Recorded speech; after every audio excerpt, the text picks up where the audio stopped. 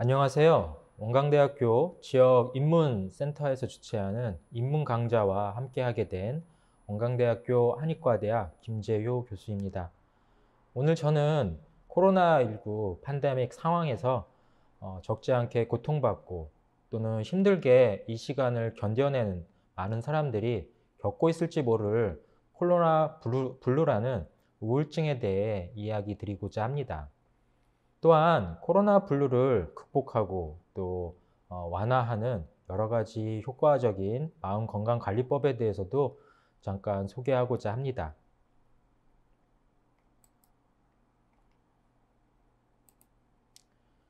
오늘의 강연 내용에 대한 목차를 먼저 간략하게 보여드리겠습니다. 오늘의 이야기는 코로나 블루와 같은 우울증을 소개하고 우울증과 관련된 뇌와 마음 작용, 그리고 그 과정에서 나타나는 스트레스와 스트레스 반응에 대한 인체 현상들을 이야기 드리고자 합니다. 우울증과 스트레스를 해소하기 위한 방법으로 명상과 마음 챙김에 대한 이야기도 드릴 예정입니다. 예, 이제부터 본격적으로 코로나 블루와 관련된 이야기를 드리겠습니다. 코로나 블루란 2020년도 코로나 바이러스로 감염증이 확산되면서 이 과정에 사회적 거리두기 등 인간관계가 멀어지는 과정에서 사람들이 겪게 되는 우울감과 불안증 등의 우울증들을 블루라고 하는 표현을 빌어 합성어로 만든 신조어입니다. 코로나19 장기화로 인한 우울감과 무력감 등을 뜻하는 의미로서 이야기하고 있고요. 최근 국내에서도 한의사와 같은 전문 직종에서도 절반 이상이 코로나 블루라고 하는 우울감을 호소하고 있다고 자료가 나와 있습니다. 이만큼 코로나 블루는 남녀노소 고하를 불문하고 전 세계적으로 모든 사람한테 주고 있는 정신적인 문제라고 볼 수 있겠죠. 코로나 블루와 관련된 자가 진단 기준이 나와 있는데요. 이는 우리나라 질병관리본부에서 우울증 자가 진단 기준에 맞춰서 만들어져 있습니다.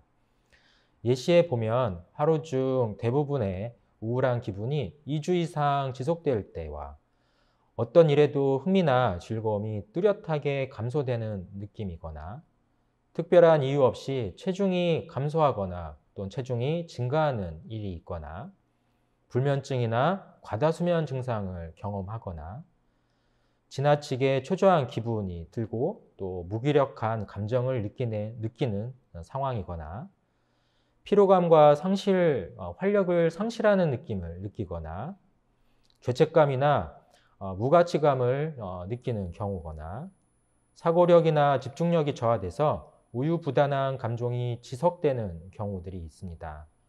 심지어는 죽음이나 자살에 대한 생각이 반복적으로 드는 경우도 있을 것인데요. 지금 말씀드린 자가진단 중에 5가지 이상이 나타난다면 코로나 블루와 관련된 우울증 상태라고 생각해서 전문가의 조언을 또 받아야 된다고 의견을 드립니다. 그렇다면 이와 같은 코로나 블루와 관련된 우울증은 현실이 어느 정도일까요? OECD 자료에 따르면 코로나 이전에 비해 전 세계적으로 우울증 유병률이 크게 증가하고 있다고 합니다.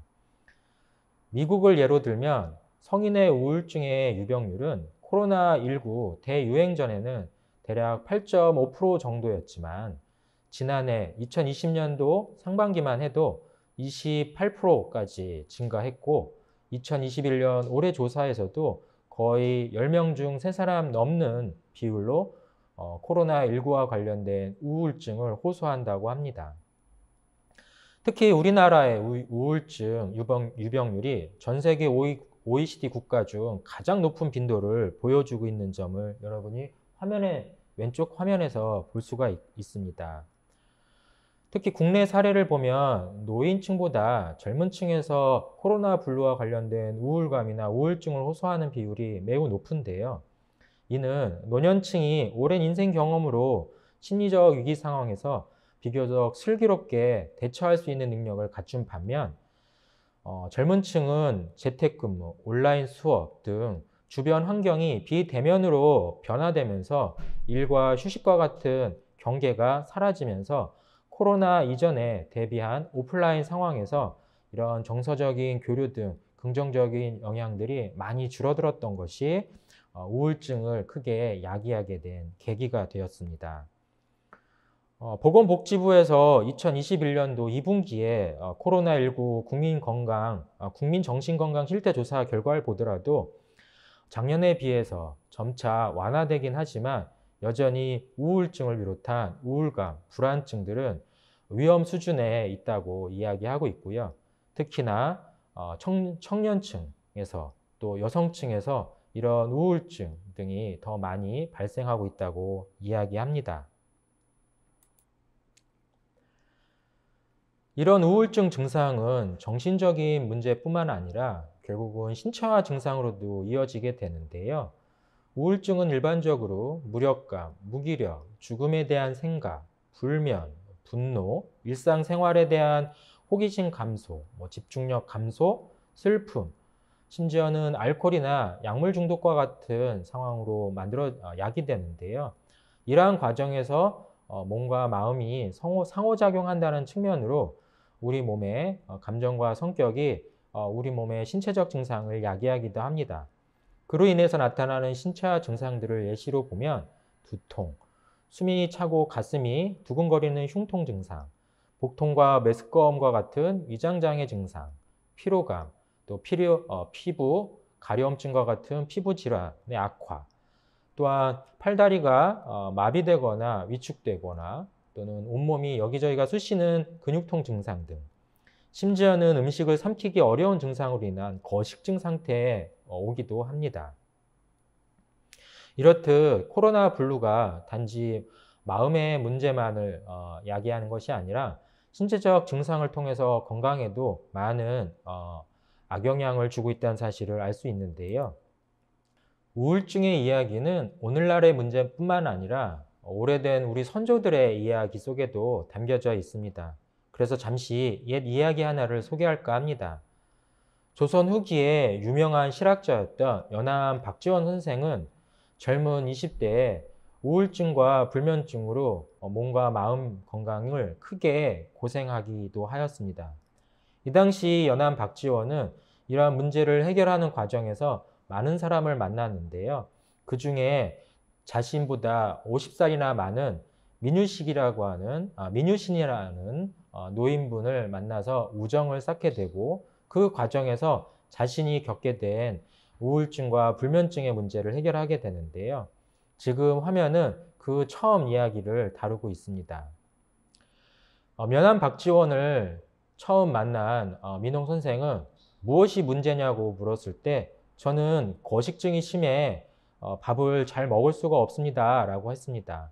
이에 민홍 선생은 당신 집은 가난한데 먹지 않으니 살림살이가 풍족해지겠군요 라고 해악스럽게 답변을 했고요. 그리고 나서 또 면함은 저는 잠을 잘 자지 못합니다 라고 했더니 민홍 선생은 그러면 당신은 나이를 다른 사람보다 2배는 더 많이 살겠군요. 결과적으로 당신은 부와 수명이 다 잘 누리고 있는데 뭐가 이렇게 걱정이냐고 풍자하며 초긍정적인 답변을 줍니다. 그리고 나서 식사 시간이 돼서 연암 박지원에게 밥상이 들어오는데 박지원 선생은 인상을 찌푸리며 음식을 먹지도 못한 채 이것저것 냄새만 킁킁거리면서 음식을 이제 먹지 못한 상황이 되었죠. 이때 민홍 선생은 갑자기 크게 화를 내면서 방을 나가려고 합니다. 그러면서 손님을 앞에 두고 혼자 먹는 것은 예의가 아니라며 화를 내죠. 연암은 이에 다시 음식을 차려오게 해서 민홍에게 식사를 대접합니다. 이때 민홍은 조금도 사양하지 않고 팔뚝을 걷어 올린 채 숟가락을 든 채 연암 선생 앞에서 개걸스럽게 아주 맛있게 음식을 먹습니다. 이때 연암은 민홍의 이런 모습을 보고는 군침이 돌고 또 막혔던 코가 뚫리면서 어, 민홍 선생과 함께 맛있게 음식을 먹게 되면서 갑작스럽게 거식증의 상태를 벗어나게 됩니다. 그리고 조금 있다가 저녁이 되자 민홍 선생이 연암에게 암기 내기를 하자고 게임을 제안합니다. 그리고는 민홍은 다시는 먼저 다 암기했으니 연암 보고 빨리 암기하라고 체근거리면서 스트레스를 줍니다.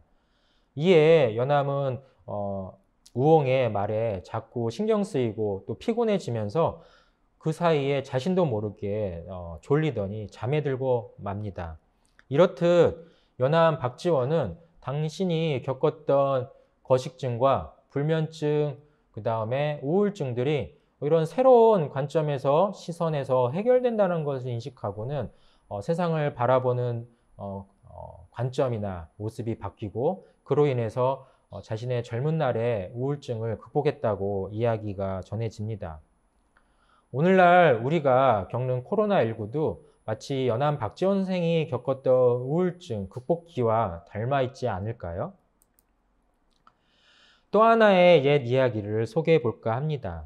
이는 동북아시아의 전통 사상에서 드러나는 자연과 생명과 인간에 대한 모습을 자연스럽게 표현하고 있는 것입니다. 동양의 사상에서는 물과 불과 같은 음양의 관점에서 모든 만물이 기회작용이라고 보았습니다. 이런 기회작용 속에서 생명이 탄생하면서 식물과 같은 생명을 포함한 모든 생명체가 활동한다고 믿었습니다. 그 과정에 동물은 식물과 달리 지각 현상이 있어서 느끼고 움직일 수 있다고 얘기했고, 또한 사람은 이러한 동물에 더해서 도덕성이 발달한 존재고 또 인간관계의 사회성을 형성하는 존재라고 설명합니다. 이러한 그림을 보면 마치 현재 생명과학에서 진화론적인 관점이 매우 은유적으로 표현된 옛 이야기라는 것을 찾아볼 수 있는데요. 이렇듯 우리의 인체라고 하는 것이 자연의 환경 속에서 하나로 이어져 있듯이 우리 마음도 그렇다고 볼 수 있는데요. 마빈 민스키라고 하는 학자는 한 개인의 마음은 하나가 아니라 여러 마음의 집합체에 가깝다라고 정의를 합니다. 참고로 우리 몸은 37조 개의 세포로 구성되어 있는 하나의 생명체입니다. 사람의 마음은 하나가 아니라 여러 마음의 집합체인 듯 우리 몸도 여러 세포의 집합체에 있죠. 최근 들어 심리학과 인지과학에서 사람의 마음을 5가지의 핵심 감정으로 비유해서 그 존재를 이야기하고 이러한 핵심 감정이 상호작용을 통해서 다양한 감정 표현과 마음 현상이 나타난다고 이야기합니다. 이러한 핵심 감정은 가운데 있는 사진처럼 즐거움, 분노, 슬픔, 두려움, 혐오로 분류할 수 있습니다. 그런데 한의학에서도 인간의 감정을 7가지의 핵심 감정으로 나누어서 이야기합니다. 이 7가지는 분노, 기쁨, 생각, 슬픔, 두려움, 공포, 놀람입니다. 앞서 서양의 심리의학에서 이야기하는 핵심 감정과 유사한 감정들이 많이 존재하지요. 이런 한의학의 7가지 핵심 감정은 한의학의 분류법인 오행이라고 하는 5가지 패턴으로 나눠서 이것을 다시 유사성으로 나눕니다. 다만 5 패턴은 삶에서 상호작용을 하고 있다고 이야기하기 때문에 이 7가지의 핵심 감정이 5가지 패턴 속에서 서로 상호작용을 하게 됩니다. 각 감정이 시너지를 야기하는 상호작용도 있고 또한 각 감정이 서로 억제하는 상호작용도 있습니다. 이와 같은 핵심 감정의 개념이 동서양에서 모두 존재해왔고 사람의 마음과 감정을 파악하고 이해하는 수단으로 활용되어 왔습니다. 이렇듯 여기서 다시 한번 강조하고자 하는 것은 앞서 설명드린 것처럼 한 개인의 마음은 하나의 마음이 아니라 여러 마음과 여러 핵심 감정의 집합체라는 점을 우리는 깨달아야 됩니다. 그렇다면 이런 핵심 감정과 마음이 활발하게 작용하는 공간은 어디일까요? 우리 몸은 37조 개가 넘는 세포로 구성되어 있다고 했죠. 이 중 약 1000억 개가 하나의 묶음으로 구성된 세포와 기관이 있습니다. 바로 1400g의 무게를 지닌 우리의 뇌입니다. 우리의 뇌는 우리 몸이 소비하는 전체 에너지의 20%를 소모하는 가장 중요한 에너지 소모처이기도 하고요. 이 1000억 개의 신경세포가 서로 연결망을 구축을 하는데요. 이 연결망은 우리 우주의 은하와 별의 숫자를 모두 합친 것보다 많은 연결망을 구성하고 있다고 합니다. 이런 복잡한 연결망은 우리가 하루 동안에 6만에서 8만 가지의 많은 생각과 생각을 만들어내는 과정의 프로세스에 참여하게 되는데요. 평균 6만 5천 가지의 생각을 일으키는 이 뇌는 많은 종류의 생각을 통해서 우리의 삶을 풍요롭게도 하고 우리가 무엇을 새로운 것을 배우기도 하고 그렇지만 한편으로 삶의 많은 영역에서 스트레스를 받고 또 번뇌와 같은 고통에 놓이기도 하게 되지요. 이러한 측면의 뇌의 작용을 우리가 살펴보고자 합니다. 현재 뇌과학과 여러 생명과학은 뇌의 구조와 작용을 잘 밝혀주고 있습니다. 그 중에서도 뇌의 겉면인 되뇌 피질의 작용을 잘 파악하고 이해하고 있는 수준까지 올라와 있는데요. 간략하게 소개해보면 우리의 앞쪽, 이마 쪽에 있는 되뇌 피질은 우리의 행동을 결정하기 위해서 생각과 판단에 관여되는 의식들의 작용들이 존재합니다. 또한 우리 머리 위쪽에 두정엽이라고 부르는 공간은 신체를 통해 들어오는 감각 현상을 느끼고 이를 통해서 직접 운동 조절을 하며 우리 인간 인체 주위의 공간을 인지하고 적절하게 반응하고 행동할 수 있도록 도와주는 역할을 합니다. 한편 뒤통수 영역인 뒷머리 영역의 되뇌 피질은 눈으로부터 들어온 시각 정보를 받아들여 처리하는 시각 영역 역할을 합니다. 그리고 옆머리 영역의 되뇌 피질은 기억을 주관하면서 또 소리를 듣고 그 소리와 관련된 말과 언어를 처리하는 영역으로서 작용을 합니다. 이렇게 우리 되뇌 피질의 각 영역은 고유한 기능을 가지고 있지만 이들이 서로 긴밀하게 네트워크를 구성해 우리의 의식과 감정을 포함한 우리의 마음을 형성하고 그 작용을 만들어내게 됩니다. 이러한 의식작용을 뇌를 중심으로 이야기할 때 자연에 있는 모든 생물의 진화 단계에서 의식 수준을 분류해 볼 수도 있습니다. 앞에서 동양의 전통사상에서 표현된 것처럼 기의를 중심으로 또 지각과 도덕성을 중심으로 각각의 생물의 단계를 분류한 것과 연관해서 비교해 볼 수도 있겠는데요. 다만 여기서는 의식의 수준을 파충류, 포유류, 인간으로 나누어 설명합니다. 여기서 파충류의 뇌는 생존을 위주로 공간에 대한 감각, 인식과 이에 대한 운동 조절 반응 등을 통해 작용해서 생존에 필요한 역할들을 하게 하는데요. 바로 이는 뇌뿌리라고 하는 뇌관을 형성하는 영역이 됩니다. 이보다 진화된 포유류는 사회적 관계성을 형성할 수 있는 수준의 의식을 갖게 되는데요. 바로 이 부위는 되뇌 피질 안쪽 깊은 공간에 자리 잡은 되뇌 배년계를 통해서 작용하게 됩니다.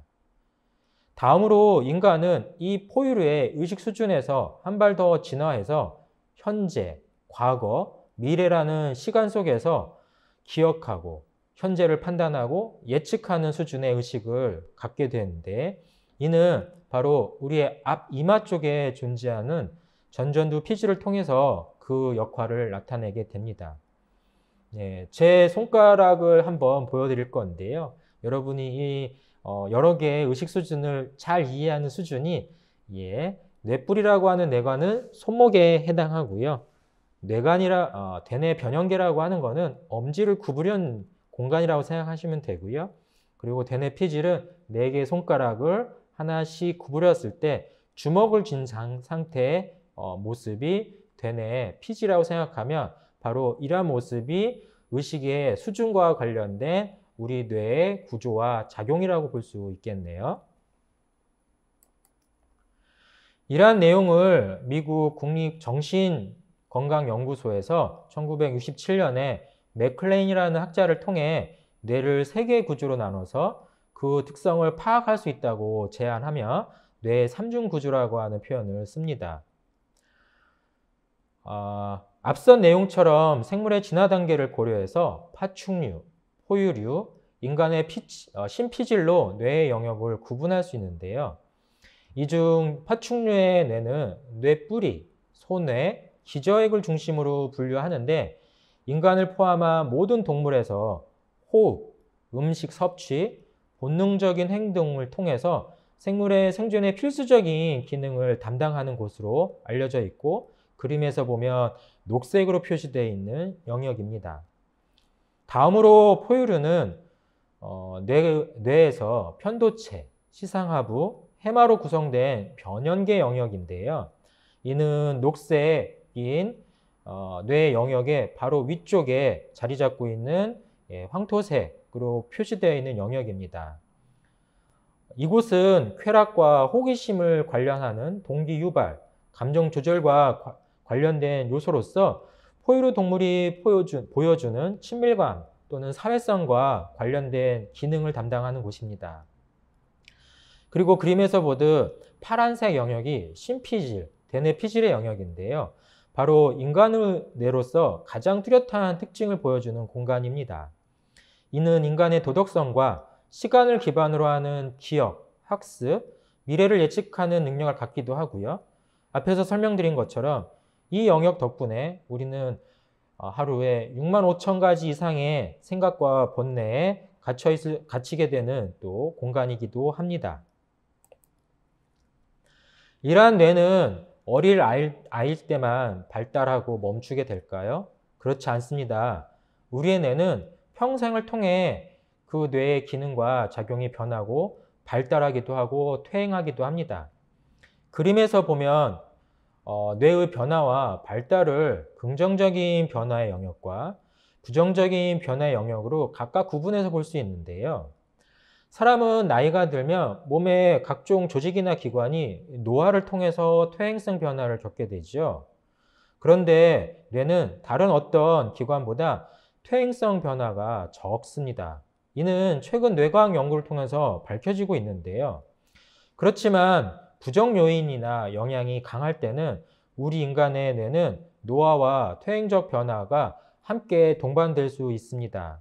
그 중에 대표적인 게 치매 또는 뇌졸중 등등의 여러 뇌질환이라고 할 수 있겠습니다. 이런 퇴행성 변화를 야기하는 요인으로 보면 지금 우리가 겪고 있는 코로나19 속에서 겪는 우울감과 불안감도 포함될 수 있습니다. 또한 나쁜 습관이나 중독, 또 사회 관계성의 단절 등도 뇌에 부정적 영향을 주게 됩니다. 그와 달리 건강한 육체 활동을 하거나 건전한 사회 관계를 통해서 뇌의 노화를 억제하고 건강한 뇌를 만들어갈 수도 있습니다. 뇌의 기질과 기능에 부정적 영향을 많이 주는 것으로 알려진 것이 일상 속 스트레스가 있습니다. 원래 스트레스라는 개념은 기계에 과도하게 부하가 걸리면서 기계의 피로도가 증가하는 현상을 언급하는 것입니다. 그런데 이러한 현상을 1930년대 한스 셜리라는 의학자가 인체에 적용해서 인체에서 스트레스라는 개념을 처음 제안합니다. 그리고 스트레스 자극에 대한 우리의 인체 반응을 크게 나누게 되는데요. 싸울 건가? 아니면 도피할 건가? 아니면 싸우지도 못하고 도피하지도 못한 채 얼어붙어 꼼짝 못할까에 대한 반응으로 나타난다는 것입니다. 그 과정에서 뇌를 통해 마음에는 불안, 신경증, 편집증, 분노 등의 감정이 스트레스적인 육체 반응과 함께 나타나게 되는데요. 이러한 스트레스 반응은 신경계에서는 자율신경계가 주도하고 내분비 호르몬에서는 시상하부, 뇌하수체, 부신으로 연결되는 스트레스 호르몬으로 이어집니다. 특히나 공격성 또는 도피 반응과 같은 과정에서는 인체의 교감신경이 급격하게 흥분하면서 자연스럽게 혈압이 오르고 심박동이 크게 증가하는 현상들도 나타나게 됩니다. 인간을 포함한 동물에서 스트레스는 생존의 필수적인 요소입니다. 다만 스트레스에 대한 반응이 만약에 없다면 그 동물은 위험으로부터 생존할 수 없는 상황도 존재합니다. 그래서 일시적이지만 또는 적당한 스트레스는 동물의 생존과 삶에 긍정적인 영향을 주는데요. 예를 들자면 뇌의 기억을 강화시키고 낯선 사건이나 상황에서 적응하고 학습하는 능력을 갖게 합니다. 다만 이 과정에서 자율신경계와 스트레스 호르몬이 함께 작용한다는 점도 알고 있어야 됩니다. 다만 스트레스가 과도한 경우라면 이는 특히 동물이나 인간이 감당할 수 없게 되는 경우라면 아까 말했던 긍정적인 효과와는 전혀 반대되는 결과를 야기하게 되는데요. 뇌에 관련된 영향을만 보면 과도하고 만성적인 스트레스는 기억을 약화시키고 학습하는 뇌의 해마 영역을 위축시키기도 합니다.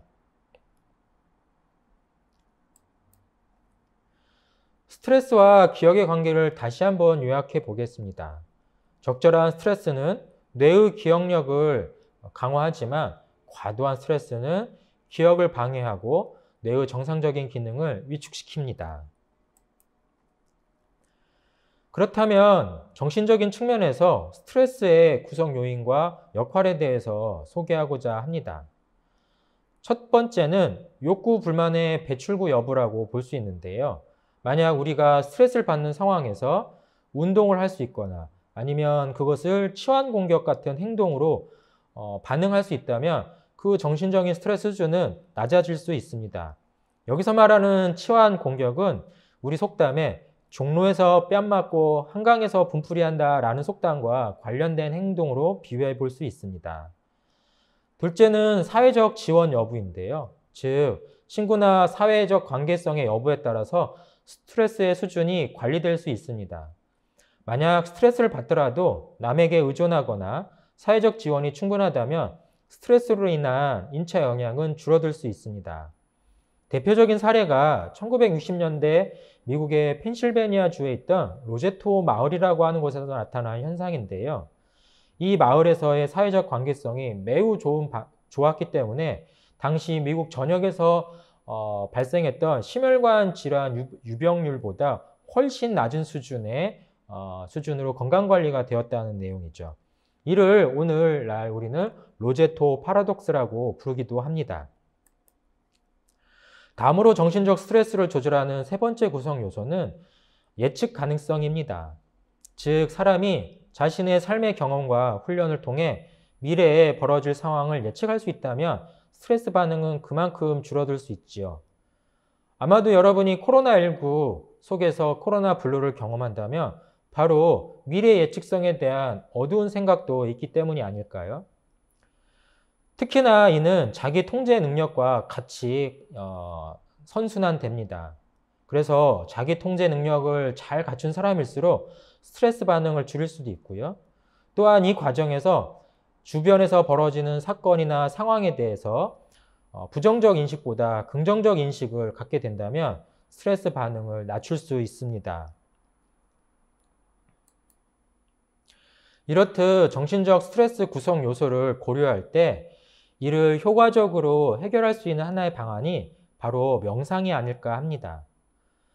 명상은 스트레스를 줄여줄 뿐만 아니라 우리의 뇌를 변화시킬 수 있습니다.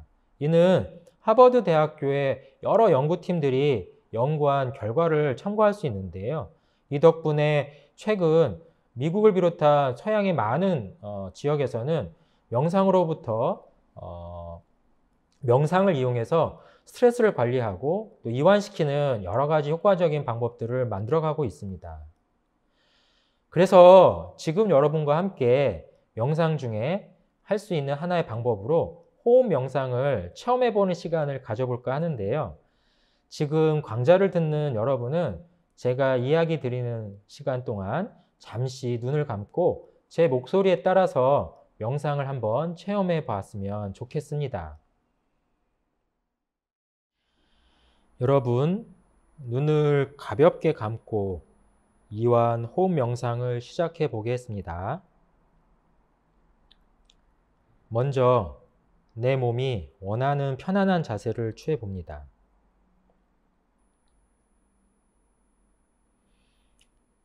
그리고 온몸을 느슨하게 이완시켜 보겠습니다.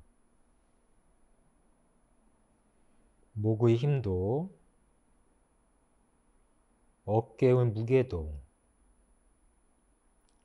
양팔, 양손목, 손가락의 움직임도 그대로 내려놓습니다. 온몸의 근육이 느슨해져 가는 것을 느껴봅니다. 척추가 쭉 뻗어가는 것도 느껴봅니다.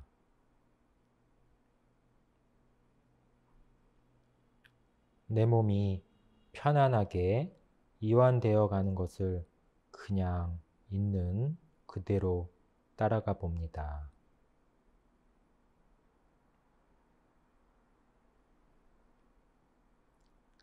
이번에는 호흡으로 의식을 가져가 봅니다. 들이쉬는 숨과 내쉬는 숨의 자연스러운 흐름을 따라가 봅니다.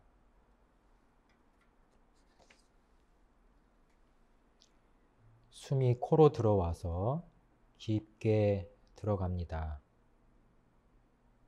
그리고 천천히 내쉽니다.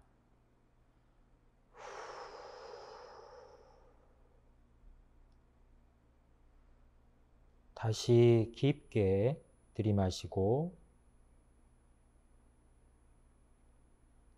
천천히 내쉽니다.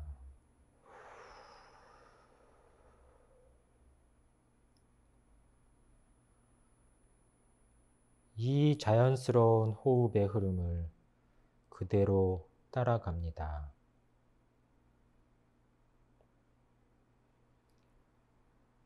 들이쉬는 숨이 편한지, 내쉬는 숨이 편한지 천천히 관찰해 봅니다. 어느 숨이 더 편합니까? 내 숨이 편하다는 것 또는 들이쉬는 숨이 편하다는 것을 그대로 알아차립니다.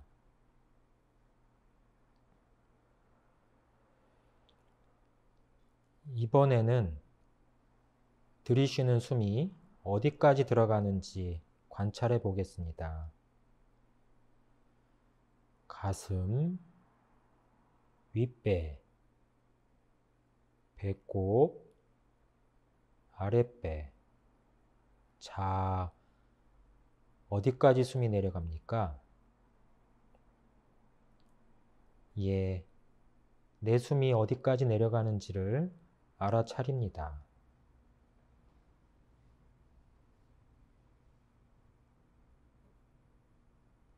자, 이번에는 호흡할 때 배우 움직임을 관찰해 봅니다.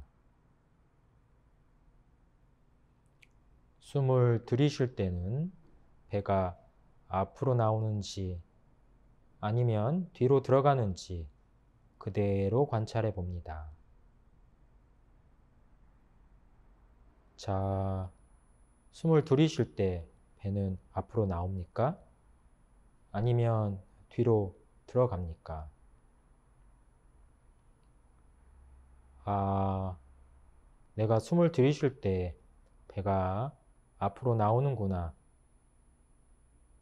또는 뒤로 들어가는구나 알아차립니다.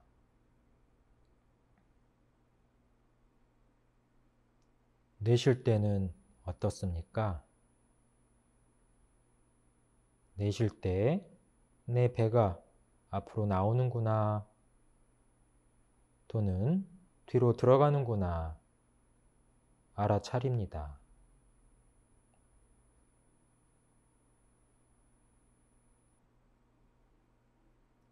천천히 숨길을 따라 내 호흡을 따라갑니다. 이제 호흡을 조금 더 늦춰보겠습니다.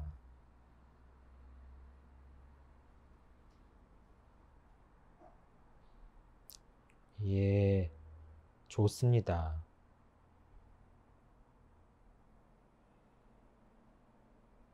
내 호흡은 이렇게 천천히 안정되어 있습니다.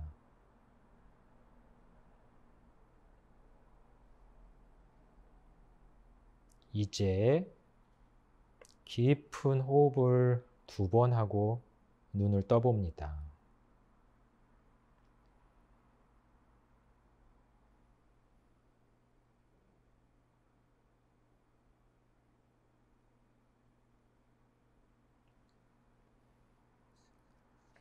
예, 어떠셨나요? 잠깐이나마 함께 체험해본 호흡 명상을 통해 여러분은 어떤 기분 또 어떤 느낌을 가지게 되셨나요?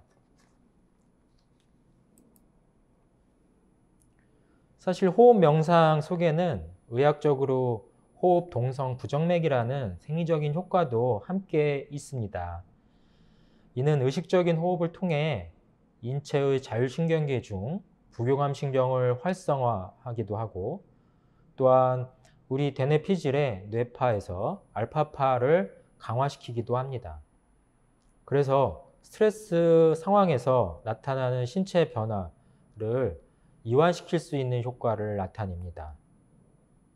특히나 깊고 느린 호흡에서 뚜렷한 효과가 더 나타나는데요. 그래서 복식 호흡을 통해서 호흡 동성 부정맥을 야기할 수도 있습니다.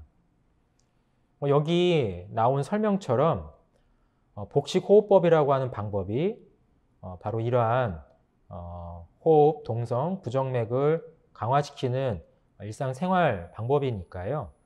명상이라고 하는 과정을 통해서도 체험할 수 있지만 이렇듯 의식적으로 복식 호흡을 하면서도 여러분의 이완을 극대화할 수 있습니다. 한편 명상을 통해 뇌와 마음에 나타나는 모습은 마음 챙김이라는 말로 표현하기도 합니다. 이는 자신의 내면의 눈으로 지금 이곳에 마음을 알아차리는 것이라고 이야기합니다. 지금 이곳에 마음을 모아 깨어있는 것입니다. 몸, 느낌, 마음을 관찰합니다. 특히 지금 내 몸에 어떤 감각이 일어나는지 살피고 지금 나는 무엇을 느끼는지 살피고 지금 나는 무슨 생각을 하고 있는지 알아채는 것입니다. 마음 챙김이라고 하는 것은 명상이라는 기술을 습득하는 것이 아니라 우리가 깨어서 살아가는 동안에 삶의 지혜를 개발하는 훈련이라고 생각해 보면 좋을 것 같아요. 그래서 지금 이곳에 나의 내면 세상을 어떠한 느낌, 어떠한 감각, 어떠한 생각인지를 하나씩 하나씩 나의 내면의 눈으로 살펴보는 것이라 생각하면 좋겠습니다.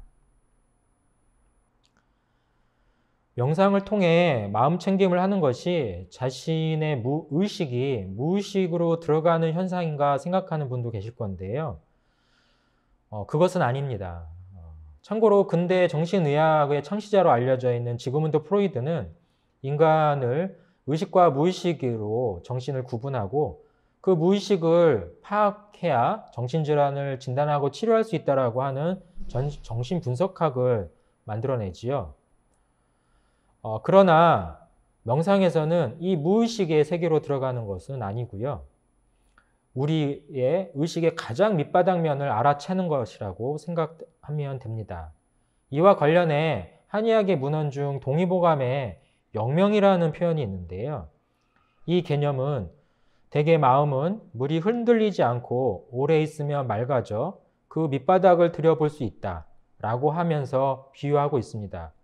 바로 명상이 그리고 그 이를 통한 마음 챙김은 이 영명의 모습이라고 볼 수 있는 것이고 자신의 내면의 눈으로 자신의 내면에 일어나는 것을 알아채고 깨달아가는 상황입니다. 그래서 무의식으로 들어가는 완전한 변성의식 상태로 또는 최면 효과로 이해하지 마시고 오히려 의식의 가장 밑면을 살피는 것이다 라고 생각하면 좋겠습니다. 이러한 명상의 신경 생물학적 기전들은 다양한 실험 연구를 통해서 밝혀지고 있는데요. 부교감 변형계 회로를 활성화함으로써 또한 교감신경 활성을 감소화시킴으로써 스트레스 반응을 이완할 수 있고요. 앞쪽 대뇌 피질의 앞쪽 뇌파의 알파파를 활성화해서 긍정적인 정서를 강화할 수 있습니다. 또한 정서 중추인 대뇌 변형계 중 하나인 편도체의 활동성을 감소시켜서 분노와 같은 부정적인 측면을 억제해서 긍정적인 정서를 유발하는 좌측 전전두 피질을 활성화할 수 있습니다. 심지어는 우리의 면역 관련한 후생 유전학적 발현을 높임으로써 면역력을 높이는 데도 도움이 된다고 알려져 있습니다. 이와 같은 신경생물학적 기전을 통해 명상 상태는 뇌의 중요 부위에서 기능을 조절하고 각종 부위의 네트워크를 강화하는 결과를 보여주는데요. 지금 그림은 기능적 뇌 영상 연구를 통해서 명상하는 사람과 그렇지 않은 사람의 명상 전후의 뇌 상태를 비교하는 모습입니다. 왼쪽 그림에서 보면 명상을 한 상태에서 디폴트 모드 네트워크라고 하는 영역이 억제되는 것을 볼 수 있는데요. 바로 이 부분은 우리가 잡념이나 아니면 정신 집중을 하지 못한 채 산만하게 생각을 하고 있는 상태를 담당하는 곳입니다. 바로 명상을 통해서 집중하고 또 산만한 마음을 줄여줄 수 있다고 하는 내용의 뇌영상 모습입니다. 또한 오른쪽 사진을 통해서 보면 우리의 뇌는 명상 상태에서 다양한 뇌의 중요 부위들이 네트워크를 형성하는 커넥티비티가 증가하는 특징을 보여줍니다. 이는 특히 일반인보다 명상한 상태에서 더 강화된다라고 하는 내용들을 보여줌으로써 우리의 뇌를 안정화시키면서도 또 안정화된 상태에서 서로 다른 부위의 기능을 담당하는 뇌 간의 소통과 네트워크를 강화시켜 줍니다. 이러한 효과들은 심지어 약물 중독으로 망가진 뇌의 기능들을 복원해 주는 데도 도움이 되는데요. 지금의 연구 결과는 2주 동안의 명상 훈련을 통해서 약물 중독에 노출된 환자들의 뇌 영역이 개선될 수 있다는 내용을 보여주는 것인데요. 특히나 자아 존중감이라든지 사회성과 관련한 영역 또는 보상이라든지 이러한 쾌락을 조절할 수 있는 뇌 영역들이 강화된다라고 하는 측면에서 약물 중독과 같은 상황의 뇌를 개선해 주기도 합니다. 이러한 측면은 명상 상태에서 뇌파 중 알파파를 강화한다라고 소개한 내용도 있었죠.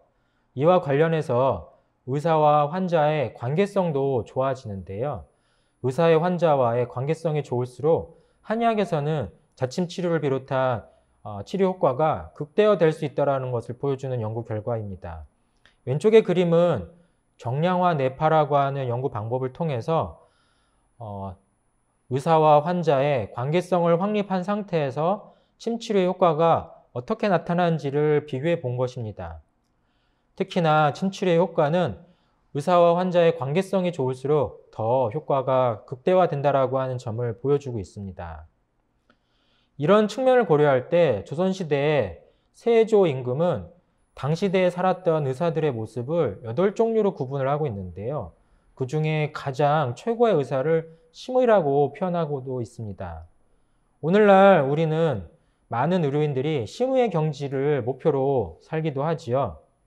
세조가 언급한 심의는 환자의 마음을 파악하고 이해하여 그에 맞춰서 진료하고 치료하는 의료인을 말합니다. 즉 오늘날 의사-환자 관계성이 좋은 의사를 말하는 것인데요. 바로 이러할 때 환자의 뇌는 평온한 상태의 명상 상태와 같고 또 알파파가 위주가 되면서 뇌의 다양한 부위 간의 네트워크도 강화되는 결과를 보여줍니다. 그렇다면 관계성이라고 하는 것에 대해서 좀 더 보완해서 설명하고자 하는데요. 관계성과 관련해서 나타나는 정서적인, 감정적인 상태가 공감 능력입니다. 공감이란 다른 사람의 정서적 경험을 이해하고 그에 따라 반응하는 능력입니다. 보통 포유류를 비롯한 인간에게 존재하고 있습니다. 영국의 철학자 애덤 스미스는 자신의 책 도덕 감정론에서 개인이 어떻게 사회와 관계를 맺는지 설명할 때 바로 이 공감에 대한 개념을 근거로 이야기합니다. 그런데 공감의 능력은 우리 뇌의 복측, 전, 운동, 피지를 비롯한 두정엽이라고 하는 뇌의 영역이 네트워크를 이루면서 역할을 수행합니다. 이러한 역할을 수행하는 부위를 통칭해서 거울 뉴런계라고 말하고 있습니다. 우리의 뇌는 거울 뉴런계를 통해 공감 능력뿐만 아니라 누군가를 따라 배우고 학습하는 능력도 갖게 되었습니다. 그래서 오늘날 거울 뉴런계는 공감이라는 인간관계의 긍정적인 마음 상태를 이야기할 때 많이 언급되고 있습니다. 공감은 좋은 사회적 관계성을 만들어가는 마음의 상태이죠. 그리고 사회적 관계는 인간을 포함한 동물의 건강과 행복의 중요한 요소라고 할 수 있습니다. 이를 보여주는 연구 사례 하나를 소개할까 합니다. 1970년대 미국의 알렉산더 심리학자는 쥐 공원 실험이라고 하는 것을 하게 되는데요. 이 동물 실험은 약물 중독의 문제를 해결하고자 하는 실험 과정 중에 발견된 것입니다. 스키너 상자라고 하는 동물 행동 실험 장치를 통해서 실험용 쥐를 약물 중독 상태에 머물게 합니다. 이때 실험 동물은 약물을 통해 쾌락을 얻고 보상을 얻게 됩니다. 이러한 반복된 행동 속에서 약물 중독에 빠지게 되고 다른 치료법이 제공되지 않는다면 약물 중독의 후유증으로 실험 동물은 생명을 잃게 됩니다. 그런데 이와 같은 중독된 쥐를 오른쪽 그림처럼 개방된 공간에서 서로 실험 동물 간에 함께 놀고 즐겁게 해주는 상황이 벌어지면 이 개방된 공간에 놓여진 중독된 동물은 자신이 약물 중독이라고 하는 사실을 까먹게 되고 그런 중독 현상과 관련된 행동이 점차 줄어들면서 오히려 다른 동물과 놀고 즐기는 과정을 통해 약물 중독을 끊게 된다고 하는 것입니다. 이와 같은 결과는 포유류를 비롯한 인간의 삶에도 존재하게 되고 이것이 바로 공감과 사회성이 뇌의 변화와 발달에 긍정적으로 촉진하는 것으로도 받아들여질 수 있습니다.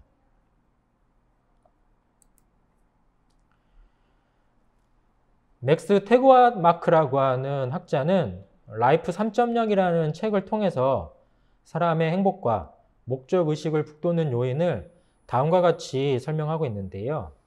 친구 및 동료와의 사회 관계망의 형성, 건강하고 도덕적인 라이프 스타일, 존경, 자기 존중, 자기 효능감, 몰입, 자신이 필요하고 다른 존재라고 하는 느낌, 자신보다 더 큰 무언가의 일부이고 그것에 기여하는 느낌, 이런 부분들을 가져갈 때 우리 인간은 행복과 목적의식이 뚜렷해진다고 합니다. 그리고 이와 같은 상태에서 앞서 설명한 정신적 스트레스 구성 요소에서의 스트레스 반응도 줄이는 삶을 영위할 수 있습니다. 오늘날 우리는 코로나19라는 팬데믹 상황에서 사회적 거리를 두기를 비롯한 여러 관계성의 제약을 겪으며 코로나 블루라는 우울감을 넘어 우울증을 번번이 경험하고 있는 상황을 마주하고 있습니다. 만약 외부의 이러한 부정적 환경을 지금 당장은 어찌할 수 없더라도 자기 내면의 눈을 통해서 지금 이 순간, 지금 이곳의 자기 자신의 모습을 알아채고 수없이 많은 잡념과 생각에 집착하지 않고 그러한 생각들을 물 흘려보내듯 흘려보내며 지켜보기만 하는 과정을 통해 마음 챙김 상태 중에 머물 수 있다면 우리가 보다 더 평안한 행복의 상태에 다가갈 수 있지 않을까, 그리고 우울증을 풀어갈 수 있지 않을까 제안합니다. 전통적인 몸과 마음의 수양법이었습니다. 그렇지만 오늘날 뇌과학을 비롯한 생명과학이 여러 근거들을 밝혀줌으로써 우리가 부정적 감정과 부정적 생각에서 벗어난 법을 찾을 수 있게 되었습니다. 그동안 많은 의학적 경험과 관찰 속에서 마음이 갖는 힘을 우리는 점차 알게 되었습니다. 영화 스타워즈에 나오는 주인공의 스승이었던 요다는 우주의 평화를 유지하는 데 제다이들이 포스를 배우고 이를 키워야 된다고 강조하죠. 영화 속 이야기이지만 이 포스는 지금 이곳 우리 마음에도 존재하지 않을까 합니다. 그것은 우리의 몸의 건강을 지켜주는 면역력을 강화하기도 하고 또 선한 존재와 함께 공동체 생활 속에서 우리의 선한 모습을 강화하는 마더 테레사 효과를 나타내기도 하며 각종 치료약이 야기하는 심리적인 긍정 효과와 부정 효과를 극대화하는 장치로도 쓰이기도 합니다. 물론 오늘 제가 드렸던 스트레스를 관리하는 힘이기도 합니다. 코로나 블루 속에서 우리 마음에 우울이란 마음 상태가 지속되고 있습니다. 그렇지만 그 우울한 마음을 어떻게 변화할까도 우리 마음에 달려있다고 생각합니다. 그리고 몸은 그 마음을 담는 뇌가 믿는 대로 반응한다고 알려져 있습니다. 이상 오늘의 이야기를 마무리하겠습니다. 긴 시간 제 이야기를 함께 해주셔서 감사합니다.